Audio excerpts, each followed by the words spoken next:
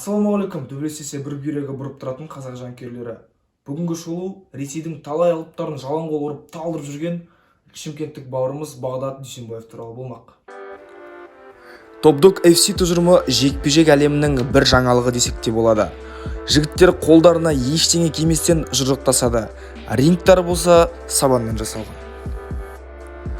Ал Бағдат бауырымыз болса өзіне қазақ деген лақап атты алған екен. Қазақтың топ-догтағы рекорды 2 жеңіс, 1 жеңіліс, 1 ит шығыс. Антропометриясына келетін болсақ, бойы 185 см, құлашы 188 см, салмағы 86 кг. Жекпе-жектерін аса тартысты өткізіп, отырған жұрттың делебесін қоздырып жібереді. Барлығы қазақ деп айғайлаған кезде бір марқайып қаласың.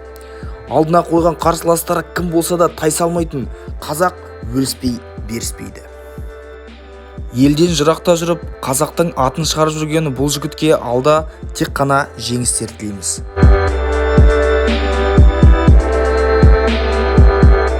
Дүйсенбаев Багдат по прозвищу Казах.